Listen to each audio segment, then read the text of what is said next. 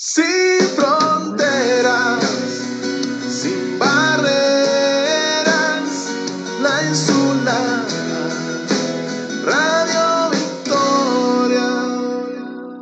Amigos de Radio Victoria, ojo con eso, televisión.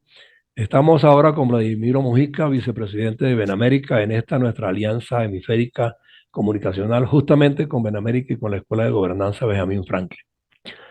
Vladimiro, yo hoy quiero salirme un poquito del tema que manejamos tradicionalmente, de la política y este tipo de situaciones que tenemos que esperar que se decanten un tanto porque hay muchos pronunciamientos, muchas expectativas y todavía nada está claro. Pero yo quiero irme a un área que tú como profesional, pues, de la física, la matemática y la química, y como profesor universitario en esas áreas maneja con muchísimo acierto y muchísima validez, ¿no? Tanto pues que formas parte de una unidad de trabajo que tiene que ver justamente con la física cuántica a nivel mundial, ¿no? Por encargo de unas universidades americanas. Pero recientemente premiaron a 13 ciudadanos científicos en cuanto a la mecánica cuántica con el premio Nobel. La gente común y corriente lee estas cosas, pero no se percata en profundidad de qué aplicación tiene, cuáles son sus alcances, qué se busca con ello, qué se logra a través de estos estudios tan minuciosos y que van de lo supradimensional a lo mínimo, ¿no? En cuanto al comportamiento de los cuerpos físicos, ¿no? Eh, la electricidad y todo eso se conjuga allí, creo yo, ¿no? La velocidad del tiempo. Explícale un poco a la gente para cambiar de tema hoy, eh, cómo se puede entender esto y en razón de qué premiaron a estos señores en mecánica cuántica. ¿Qué sentido tiene eso? Bueno, otra vez gracias por la oportunidad de estar aquí contigo y con tu oyente en Radio Victoria y ojo con eso. Quizás una manera de introducir este tema, porque, digamos, los temas muy técnicos como ese que tú me estás planteando, eh, yo creo que nosotros, científicos, tenemos la responsabilidad de, a pesar de las complejidades que hay en hablar sobre ese tema con un público que no tiene la formación educacional, pues, educativa sobre esto, porque, digamos, estos son estudios de años. Pero, independientemente de eso, yo creo que nosotros tenemos que buscar la manera de que esto se pueda transmitir. Y para mí, la manera más inmediata de transmitirlo, bueno, digamos, hay algunas cosas que tenemos que saber. Tenemos que saber que la materia toda está hecha de átomos y moléculas, y que un átomo tiene electrones, tiene partículas que tienen masa y carga negativa, y también tiene protones y núcleo y neutrones. Entonces, digamos, esa estructura de núcleo y electrones es básica. Y el asunto es que cuando uno, a comienzos del siglo pasado, y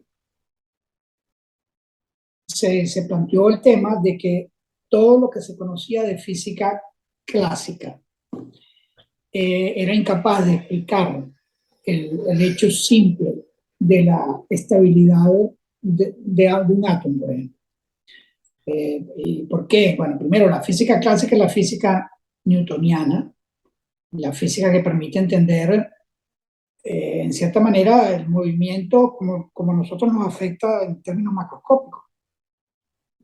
El movimiento de una bala, el lanzamiento de un cohete a la luna, etc. Todas esas cosas se pueden, el desplazamiento de un automóvil, cómo funciona un motor, todas esas cosas que nos rodean se pueden entender con una combinación de la física de Newton y, ahora viene otra parte, la parte que tiene que ver con la descripción de la luz, de los sistemas electromagnéticos que involucran radiación. La luz es una combinación, si tú quieres, dos campos, un campo magnético y un campo eléctrico. Y entonces el comportamiento de átomos y moléculas y el comportamiento de la luz requiere de otro tipo de física, que no es la física newtoniana. Y eso se entiende, eso, digamos, no es ninguna elaboración, no es solamente una elaboración intelectual, sino que tiene consecuencias experimentales muy importantes, que es que cuando tú tratas de entender la estabilidad, como digo, de átomos, te encuentras con que los átomos, si los tratáramos de escribir con la mecánica de Newton, serían inestables. Los electrones colapsarían sobre los núcleos, el átomo no existiría, es decir, que la materia no existiría. Y eso es una predicción muy clara de la mecánica newtoniana. O sea, Entonces, bueno, todo lo que llevó pudiéramos mucho tener problema. físicamente en las manos conjuga la concentración de elementos atómicos, Y energéticos, moleculares. y todo eso se conjuga para conformar un cuerpo. Sí, sí, o sea, tu cuerpo, una mesa, una silla, todos obedecen esa regla, que esa condición están conformados por átomos y moléculas. Y digamos, en nuestro cuerpo específicamente, tú tienes moléculas biológicas, tienes ADN, tienes células, etcétera, tienes agua, pero cuando tú vas al detalle, todo esto son moléculas. Tienes algunos elementos metálicos, etcétera, pero digamos, nosotros en ese sentido también estamos conformados por átomos y moléculas, y también las moléculas que nos conforman a nosotros también están regidas por las leyes de la mecánica. Ahora viene la otra mecánica que no es newtoniana, se llama la mecánica cuántica. Ese nombre de cuántica viene porque, digamos, en algún momento fue necesario invocar que habían cantidades que no eran continuas. Es decir, que, por ejemplo, sino que vienen en paquetes. Y esa existencia de paquetes es una palabra griego que tiene que cuantos. Entonces la mecánica de los paquetes se llama Podríamos mecánica definirlo cuántica. como un aglomerado de cosas.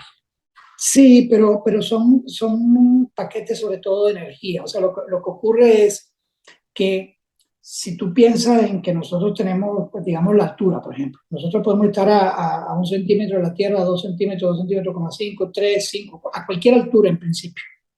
¿Ok? Pero los átomos no funcionan así. Los átomos tienen una energía y tienen otra que está separada, y en el medio no tienen ninguna.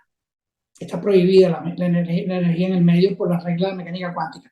Y eso son los paquetes de energía. Para pasar de uno al otro necesitas un paquete de energía que tiene que ser una cantidad específica, no puede ser cualquiera. O ¿Okay? sea, cuando se habla de Entonces, que X cosa rompió una barrera, por ejemplo, hablando en forma supradimensional, ¿verdad? En el espacio.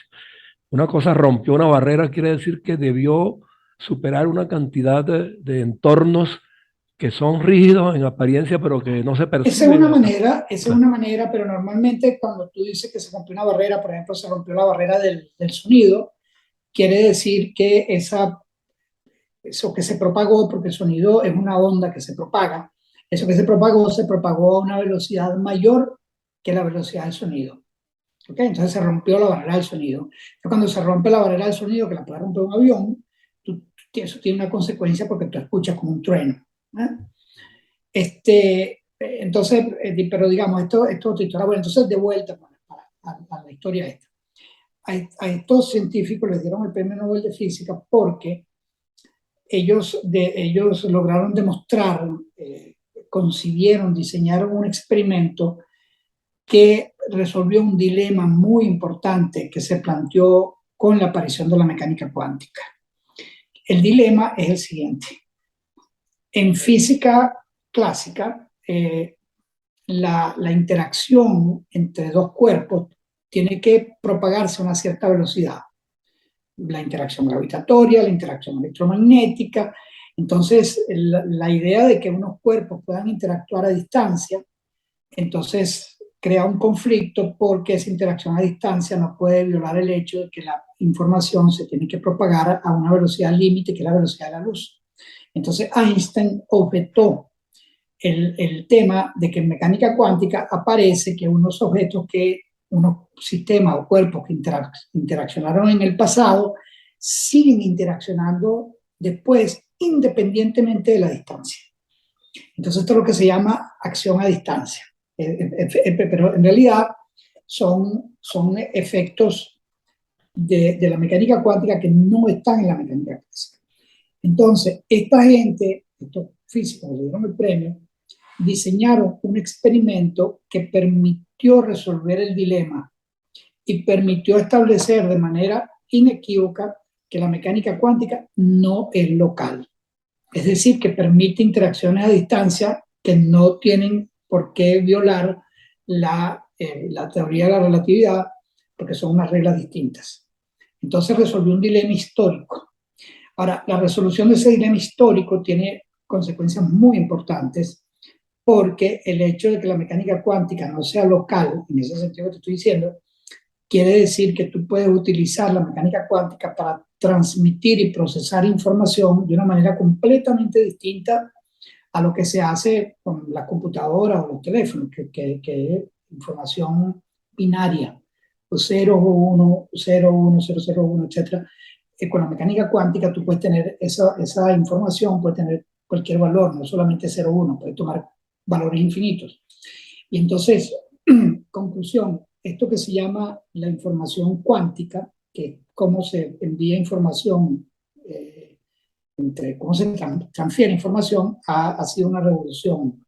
Porque ahora estas cosas de la tecnología de información cuántica permiten almacenar y transferir información a velocidades y con concentración de datos que es muchísimo En más cantidades alta limitadas. que... Yo te hago la pregunta y comencé con el tema, Vladimir, antes que se nos vaya a acabar el tiempo, que nos quedan 8 minutos, porque yo me pongo a observar y me observo a mí mismo. Bueno, todos tenemos en la mano una cantidad de aparatos que representan pues una conjugación de temas, de propósitos, de información tan diversa que no alcanzamos a digerirla, pero tampoco nos preguntamos, oye, ¿y cómo opera esto? ¿Qué factores físicos, electromagnéticos y de otras magnitudes y de otras dimensiones se han tenido que conjugar aquí para que esto sea posible?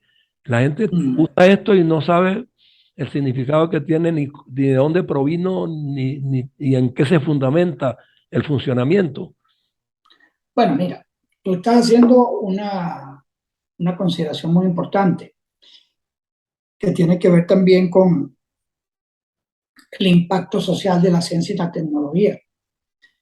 En nuestras sociedades cada vez se avanza más en la dirección de dar por sentado todos los descubrimientos científicos y tecnológicos, como si siempre hubieran existido. Entonces ocurre eso que tú dices, que la gente ni siquiera se pregunta cómo funciona esto o aquello, cómo funcionan las cosas. Entonces, por ejemplo, si tú tomas un teléfono celular, una de las cosas que yo le pregunto a veces a mi estudiante, le digo, bueno, dime cuál es el objeto que en la historia del hombre, los hombres hemos fabricado, la humanidad ha fabricado en mayor número. Entonces, bueno, viene alguien y dice los clavos, los tornillos, no sé, las piedras para construcción. Entonces que ninguna de esas es la respuesta correcta. La respuesta correcta es el transistor. El objeto que los hombres han producido en mayor número en toda su historia es el transistor. Solamente este aparatito, este teléfono, la unidad, el procesador de ese teléfono tiene del orden de 100 millones de transistores. Entonces tú te imaginarás, multiplica eso por el número de telefonitos para que tú veas lo que estamos hablando. 100 millones Entonces, de transistores.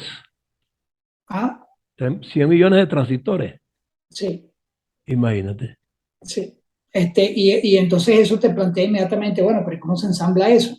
Eso lo tiene que ensamblar un computador, porque ningún humano puede ensamblar una cosa de ese tipo. Con lo Entonces minúsculo que son, pues imposible, ¿no? Claro, entonces tú te das cuenta de que la forma en que se fabrican transistores y todo lo que tiene que ver con la tecnología de semiconductores requiere de complejos de fabricación que son extremadamente costosos y que tienen detrás una tecnología sumamente sofisticada. Entonces, ¿qué ocurre? Que como la gente da por sentado todo eso, entonces tampoco se preocupa por el valor de la ciencia y cuánto cuesta hacer ciencia. Entonces se preguntan, bueno, pero la ciencia tiene que producir inmediatamente resultados buenos para la humanidad. Entonces el problema es que la investigación científica, una imagen que a mí me gusta mucho, Tú sabes esa fábula donde una princesa besaba a un sapito y se convertía en un Mm, príncipe, ¿no? Bueno, la investigación científica es como que tú vas a una laguna donde hay miles y miles de sapitos y tú tienes que decidir a cuál vas a besar. Besas uno, no sale nada. Besas otro, no sale nada, porque la investigación avanza de una manera muy compleja. Y de repente, bueno, puede ocurrir que llegues tú y beses el sapito exacto y encuentras un descubrimiento importante. En el camino, la sociedad tiene que pagar por el beso de todos los sapitos, porque así funciona la investigación científica. Entonces tú dices, pero es que yo quiero que descubra inmediatamente cuál sapito debe besar. Yo te respondo, eso no es posible. Nosotros no mm. sabemos cómo hacer eso. Nosotros lo que sabemos es cómo ir avanzando el conocimiento y eventualmente ese conocimiento se transforma en tecnología y esa tecnología eventualmente se transforma en algo que puede impactar la vida de la gente. Entonces, por ejemplo, con la epidemia, con la pandemia del COVID, nosotros vimos tremendamente cómo la gente, bueno, las redes sociales, que son una forma a veces de profunda distorsión de la información, la gente se preguntaba, pero es que eso es un engaño, eso es una conspiración, nadie puede haber secuenciado el virus, el genoma del virus del COVID en 3 meses. Respuesta, incorrecto. El genoma humano se secuenció hace más de 10 años y las técnicas que se utilizan para secuenciar el genoma humano, que es bastante más complicado de un virus ARN, que es un virus de una sola cadena, son las mismas que se utilizaron para secuenciar el virus del COVID. Entonces, por supuesto que sí, son 3 meses. Entonces se inscriben dentro de ese marco cuántico también ese tipo de investigación. Están muy conectadas porque todo el tema de comprensión del código genético tiene que tener en cuenta, por ejemplo, el rol de las mutaciones. Y las mutaciones son eventos cuánticos. Las moléculas, por supuesto que tú puedes inducir mutaciones con radiación, con agentes químicos, etcétera. Pero un sistema biológico solo, como el que está en una célula, puede tener mutaciones espontáneas. Y las mutaciones espontáneas son eventos cuánticos, porque están conectados con cambios que ocurren de acuerdo a las reglas de la mecánica cuántica. Una última Son pregunta eventos entonces. azarosos, Sí, pero son una última, cuánticos. porque es que no, este es un tema que es demasiado extenso y complejo. Pero para concluir, por ejemplo, el Dale. organismo humano se supone entonces que también tiene respuestas cuánticas cuando algo ajeno lo invade. Bueno, pero por supuesto te voy a dar el caso quizás más impactante. Nuestro sistema de visión, el ojo, el ojo recibe luz. Esa luz excita por un fenómeno cuántico de absorción de radiación, excita células en tu retina. Esa excitación óptica de células de tu retina se transforma en una excitación eléctrica. Y eso es lo que va a parar a tu cerebro. Y eso es lo que tu cerebro procesa como imagen. O sea que la visión está intrínsecamente vinculada con un efecto cuántico de absorción de radiación. La fotosíntesis. Están todas las plantas alrededor nuestro. El primer evento de la fotosíntesis es la absorción de un fotón. Segundo evento, se excita un electrón en el complejo fotosintético. Tercer evento, el electrón va a parar de un sitio al otro. Cuarto evento, se hace una reacción química. Todo eso está controlado por la mecánica Entonces cuántica. se explica simplemente en el hecho de que podemos ver la inmensidad, pero no podemos determinar en exactitud cuántas cosas contienen y cómo calibrarlas, ¿no? No es exactamente así, porque si no, no pudiéramos hacer nada. Y cuando tú haces un medicamento o una nueva tecnología, tú tienes en cuenta los factores que son más importantes. Por supuesto, en la vida nuestra y en nuestras reacciones influye lo que está pasando hoy en la estrella Alfa Centauro, pero esas son interacciones muy débiles. Las interacciones dominantes son las que tú puedes precisar y que tienen acciones. Entonces, claro, lo que tú dices es verdad en un cierto sentido, pero no es verdad en el sentido de que las interacciones dominantes tú las puedes incluir en la descripción de un sistema. Y por eso tenemos tecnología y tenemos ciencia, porque si no, no tendríamos nada. Y cuando se dice, bueno, hay cosas que influyen en el individuo, en todo ser vivo, que no están a su alcance, pero influyen, quieras o no, influyen. Como Bueno, influye ahí el te voy a clima, decir una cosa. influye Mira, la luz solar. hay distintos niveles de conocimiento. Ese nivel de conocimiento al que tú te estás refiriendo es un nivel de conocimiento paracientífico. Porque tú puedes decir, por supuesto que influye la alineación de las estrellas, etcétera, pero muchas veces la gente utiliza un lenguaje, dice, nosotros emitimos radiación. Entonces tú dices, ajá, pero ¿qué tipo de radiación Y emitimos cuando nosotros? cuando ¿Cierto? nos dice, mire, fulano es lunático, por ejemplo. Exactamente, ¿ves? Pero entonces cuando tú quieres cuantificar ese tipo de frases, te encuentras con dificultades muy importantes. ¿Ves? Eso no quiere decir que eso no es conocimiento, pero mucho de ese conocimiento es, como te digo, conocimiento paracientífico. Y bueno, nosotros no sabemos suficiente sobre algunas cosas, pero cuando la gente quiere, por ejemplo, cuando la gente quiere decir, no, es que tú eres dueño de tu destino, tú decides lo que te va a pasar y tú influyes sobre tu destino. Entra en juego el relativismo. Claro, pero no es solamente eso, sino que si yo te digo a ti que tú estás, mi ejemplo favorito, tú estás en una parada de autobús, estamos los dos en una parada de autobús, y entonces viene un autobús acercándose y tú decides que el autobús no te va a atropellar, ¿te vas a lanzar en el camino del autobús? No creo, no creo. Es decir, que la decisión sobre tu destino no es de la amplitud que la gente se imagina cuando dice, tú eres dueño de tu vida y de tu destino, va a pasar lo que tú creas. No, Depende. porque en ti pueden estar aposentándose cuestiones inusitadas de la noche a la mañana que no sabes de dónde Sí, provienen. pero ya te Te dije, puedes por enloquecer ejemplo, como puedes ser más cuerdo, ¿no? fíjate, apareció un artículo muy importante hace un año más o menos en la revista de ciencia más importante del mundo, que es Science, un minuto, donde allí se decía, se analizaban distintas causas del cáncer. Entonces, el artículo usó una frase muy provocativa y provocadora, más bien. Decía, el evento primario en el desarrollo del cáncer es una mutación, es decir, que el evento primario es aleatorio. Ya. Eso para todo lo que uno escucha hablar sobre el cáncer, que dice aleatorio, ¿no? Porque no es que era que cómo dormía, cómo comía, qué hacía, cómo besaba, en quién te imaginaba. Bueno, depende. Pero todo es aleatorio, definitivamente. Una cosa genera otra y en consecuencia Todo no, pues, hay nuevos factores, si ¿no? viene un ladrón y te enfrenta en la calle con un Claro. revólver en la mano y te dice, dame todo, te pega un tiro, eso no es tan aleatorio. Bueno, Es pero decir, hay cosas el que... programa se nos hizo corto. Exacto. Pero O fíjate, si viene, nos o si ponemos a viene hablar tu gobierno, de o si cosas, viene tu terminamos gobierno, filosofando igual, ¿no? o si viene tu gobierno favorito venezolano y te dice que te van a restringir el salario, eso no es aleatorio, eso te va a pasar. Así que... Bueno, de todos modos, pues Vladimiro, me contentó mucho hablar contigo de un tema Bueno, diferente, porque al menos nos permite ejercitar un poco la filosofía de vida e igualmente pues profundizar en temas científicos y técnicos que la gente común y corriente normalmente no evalúa, bueno, pero mide para saber cuál es su comportamiento y cuáles son los cuando impactos que va quieras a recibir. seguimos. Cuando quieras seguimos. Seguro. Bueno, un abrazo. Nos vemos cuando, el sábado. Sí, Dios mediante. Un dale, abrazo, cuídate. pues, se me cuidan. Chao. Cuídese. Sin fronteras.